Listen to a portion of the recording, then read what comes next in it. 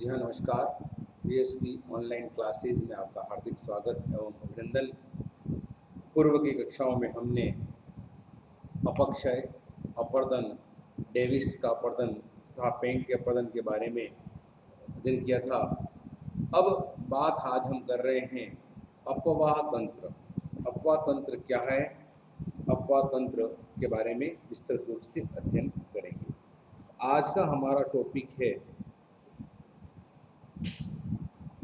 अपवाह तंत्र।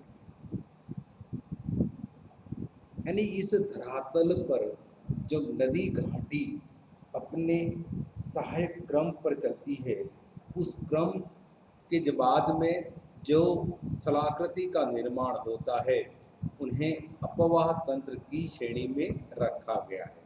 किस श्रेणी में रखा गया है? अपवाह तंत्र की श्रेणी में। सामान्य इसका अपवाह तंत्र का अर्थ हुआ नदियों का प्रवाह क्रम। अपवाह तंत्र का प्रतिरूप, इसको ड्रेनेज पैटर्न भी कहा जाता है।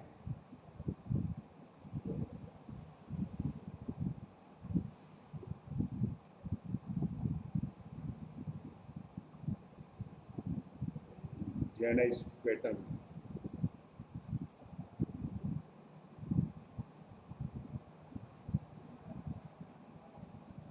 अर्थ की बात की जाए तो सामान्य अर्थ में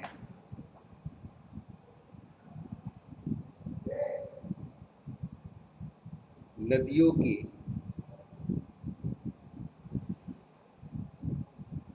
प्रवाह क्रम का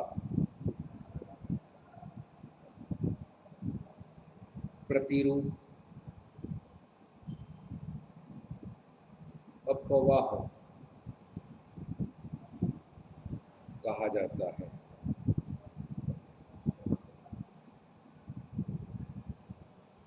अर्थात किसी क्षेत्र में प्रवाहित होने वाली सभी नदियों को प्रवाहित के क्रम को अपवाह प्रतिरूप कहते हैं। इसकी परिभाषा जो है वह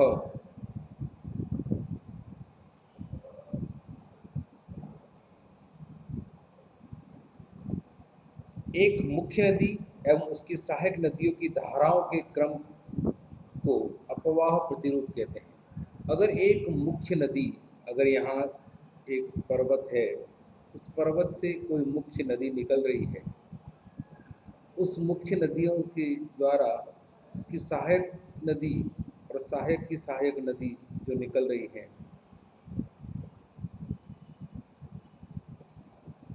इस क्रम को अपवाह तंत्र कहते हैं। क्या कहा जाता है? अपवाह तंत्र। ये आपका अपवाह तंत्र हुआ।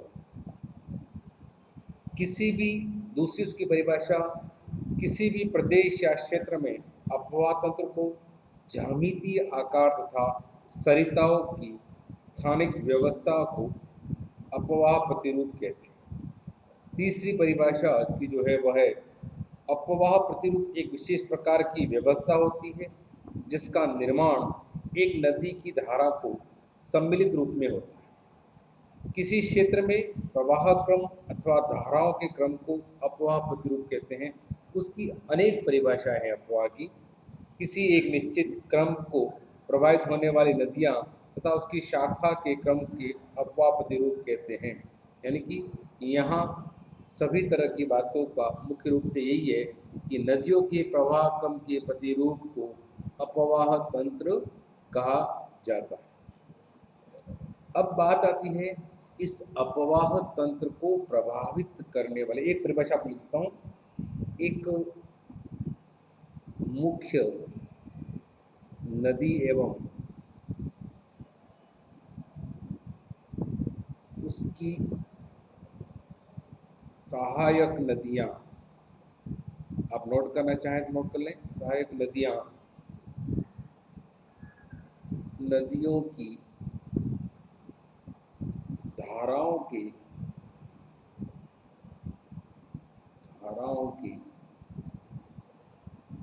क्रम को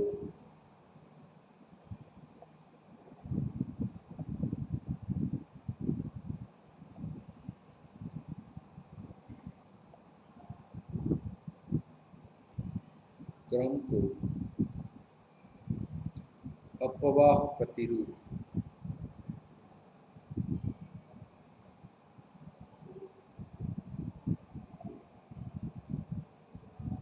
कहते हैं।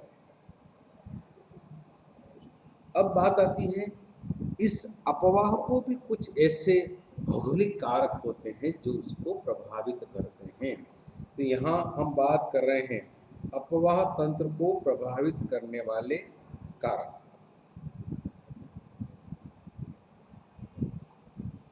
अपवाह तंत्र को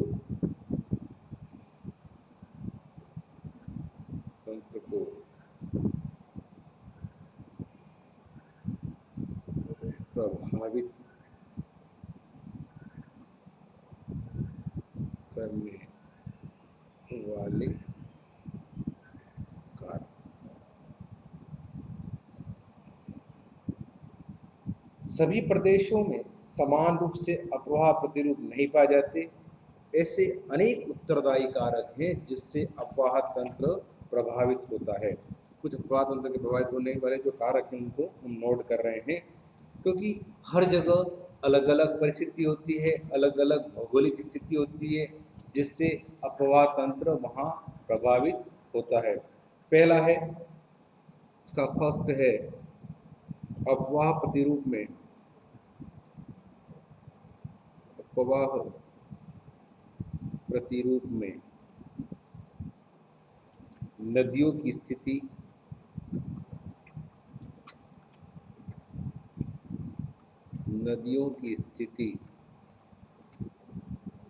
एवं उनकी संख्या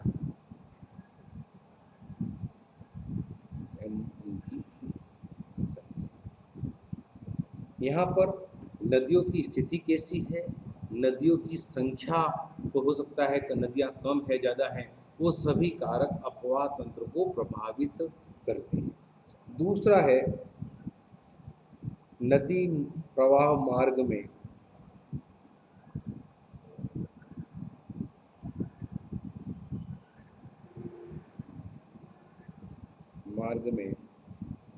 वहाँ की स्थानीय बनावट,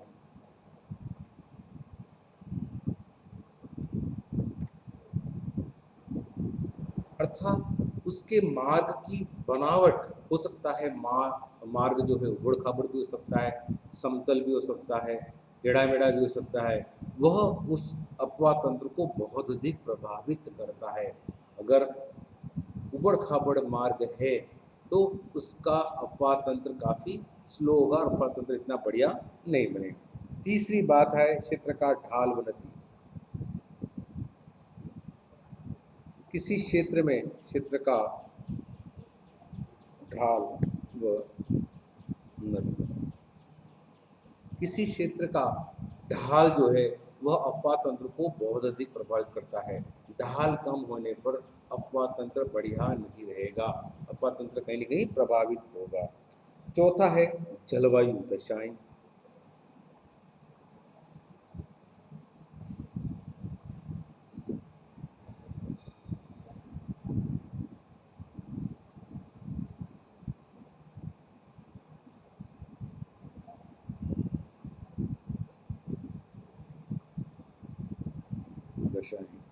इसमें तापमान और वायु दाब,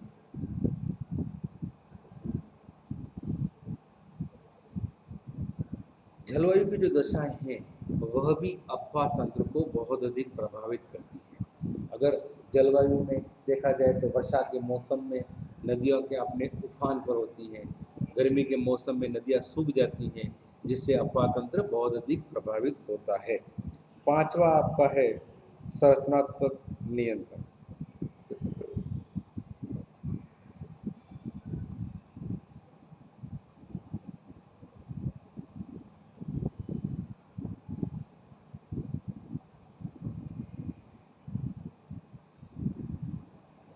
संरचनात्मक नियंत्रण, चट्टानों की कठोरता।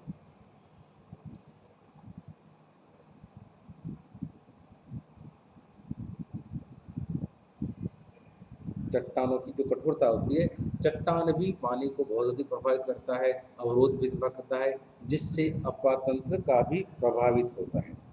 छठा है अपवाह तंत्र क्षेत्र में, अपवाह क्षेत्र में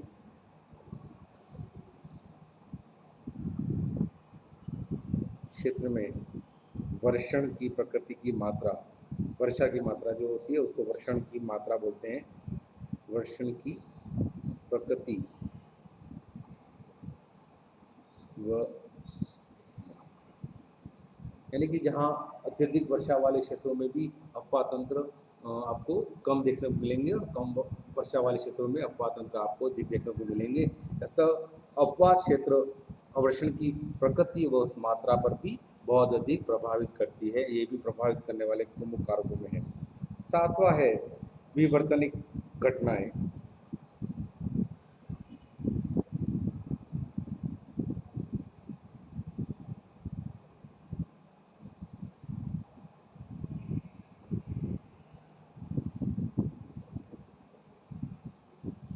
भूकंप, ज्वालामुखी,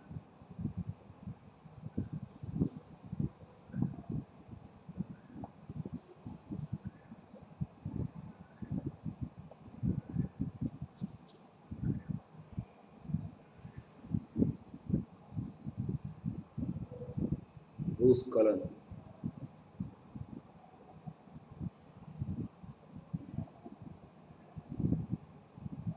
आदि। इन्हीं घटनाओं का भूकंप, ज्वालामुखी व भूस्खलन भी अपवाह तंत्र को बहुत अधिक घटनाएं, क्योंकि यह सभी चीजें विवर्तनिक घटनाएं हैं, पृथ्वी की आंतरिक घटनाएं उस अपवाह तंत्र को बहुत अधिक प्रभावित करती हैं। आठवां है आपका वनस्पति आवरण की मात्रा व गहनता। वनस्पति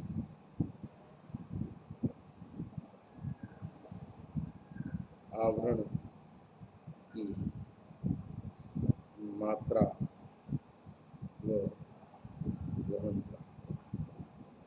वनस्पति की मात्रा और उसके आवरण तभी अपवाह तंत्र को बहुत अधिक प्रभावित करती है। अगर वनस्पति ज़्यादा होगी तो अपवाह तंत्र बहुत प्रभावित होगा।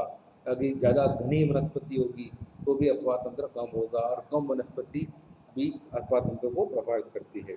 लास्ट आपका नौवां जो कारक है वह है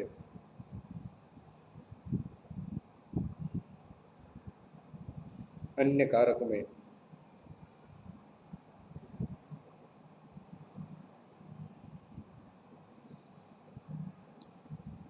भूगर्भिक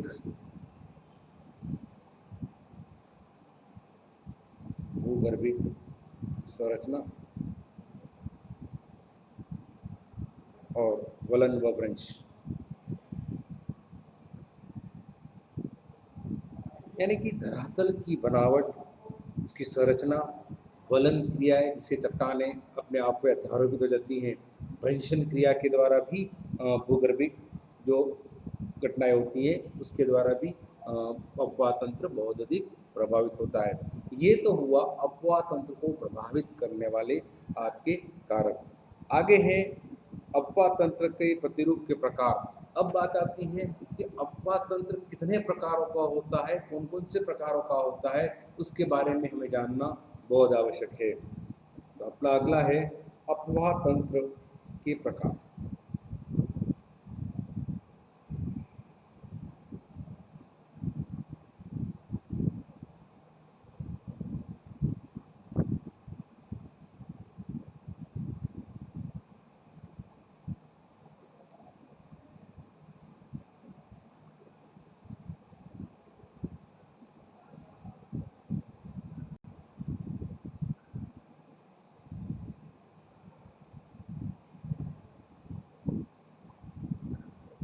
यहाँ हम बात कर रहे हैं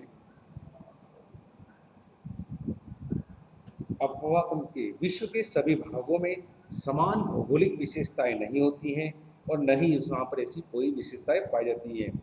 कहाँ अलग अलग भौगोलिक विशेषताएं पाई जाती हैं, कहीं मरुस्थल हैं, कहीं पर्वतीय भाग हैं, कहीं मैदानी भाग हैं, कहीं पठारी भाग हैं, तो कहीं वनस्पति आवरण से भाग है। तो ऐसे हजारों प्रकार की विषमताएं पाई जाती हैं। विश्व में विभिन्न प्रदेशों में पर्यावरणीय दशाएं भी अत्यधिक विषमता के कारण अनेक स्थानों पर अफवाह तंत्र पर कुछ नवीन विशेषताएं मिल जाती हैं, जिससे अफवाह तंत्र बहुत अधिक प्रभावित होता है। किन्हीं दो स्थानों पर अफवाह प्रतिरूप एकदम एक सा नहीं होता, यानी कि विश्व में कहीं भी ऐसा कोई स्थान नहीं है जहां एकदम सेम रूप से आपको अफवाह तंत्र देखने को मिले। उसमें कुछ ऐसी अनेक विशेषताएं या भिन्नताएं होती हैं जिससे स्पष्ट प्रकट होता है कि वह क्षेत्र वहाँ पर है। इसके आधार पर एक निश्चित अफवाह प्रतिमान रखा जाता है। सामान्यतः अफवाह प्रतिरूपों को निम्न भागों में रखा गया है। अब बात करते हैं इसके प्रकारों में। पहला है आयताकार अप्रवाह। आयताकार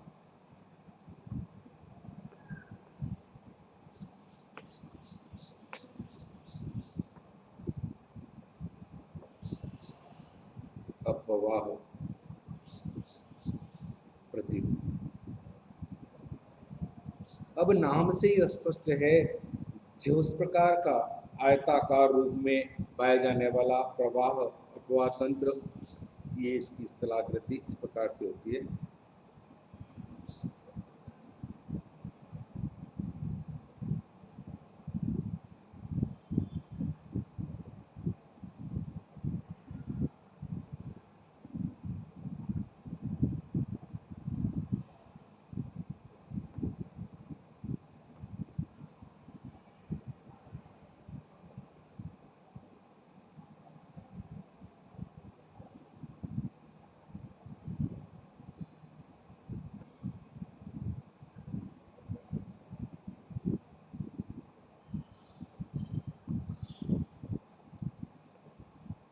इस प्रकार की अफवाह तंत्र में अक्सर आयताकार स्थलाकृति होती है, आयताकार दिखता है, उसको आयताकार कहते हैं। इस प्रकार की अफवाह प्रणाली में जिसके सहायक नदियां मुख्य नदी से उप सहायक नदियां, सहायक नदी लगभग समकोण पर लंबवत मिलती हैं, यानी कि यहाँ पर आपके समकोण पर लगभग मिलती हैं।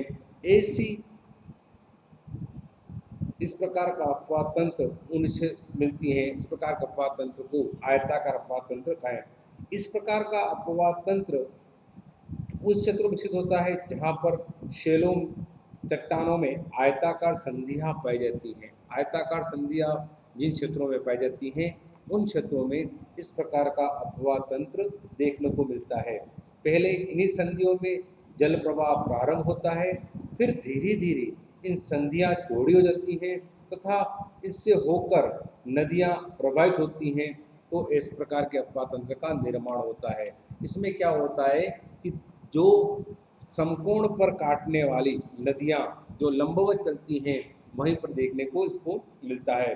इसका उदाहरण जो है, उदाहरण आपको रोहतास पठार पर, रोहतास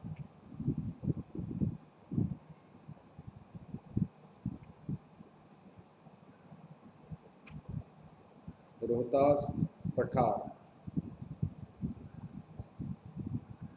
पर प्रवाहित नदियों में देखने को मिलता है। ठीक है सर। आप में सरिताओं, सरिताओं में देखने को मिलता है। दूसरी हम बात करते हैं भूमिगत प्रवाह। दूसरा आपका है भूमिगत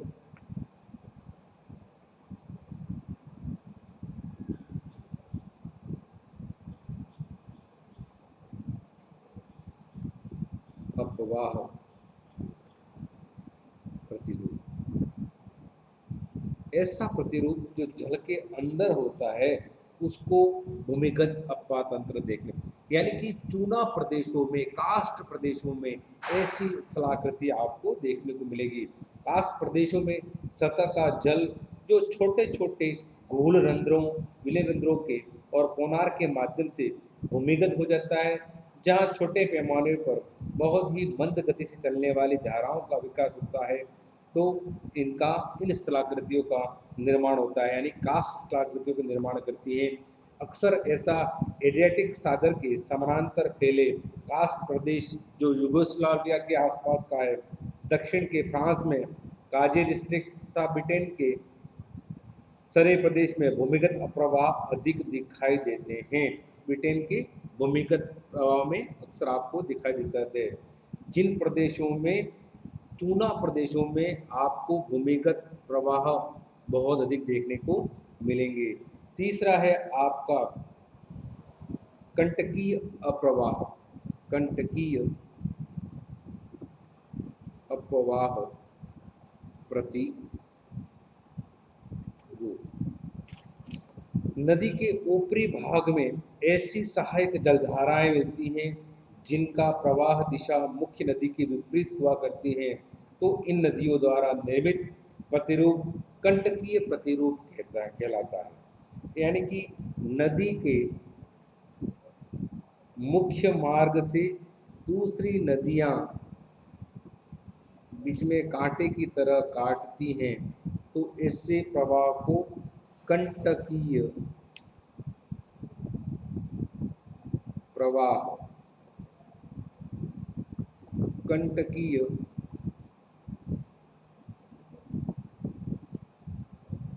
अपवाह कहा जाता है। यह क्षेत्र सामान्य नदी सरिता अपहरण वाले क्षेत्रों में पाया जाता है। जैसे भारत में सिंधु नदी, ब्रह्मपुत्र इसकी सहायक नदी है, उसके ऊपरी भागों में इस प्रकार का उदाहरण आपको देखने के लिए मिलता है। यहाँ पर उदाहरण में आपको सिंधु नदी की सहायक नदी ब्रह्मपुत्र में देखने को मिलता है। इस प्रकार के कंटकीय आधार जो होता है यहाँ को देखने को मिलता है, कंटकीय सरिता में देखने को। आज के लिए इतना ही। कल वापस उस अपवाह तंत्र के प्रकार और उसको प्रभावित करने वाले कारकों के में अध्ययन किया। आज वापस उसको प्रकारों के बारे में और अध्ययन करेंगे। तब तक धन्यवाद। जय हिंद, जय भारत। Catch 'em all.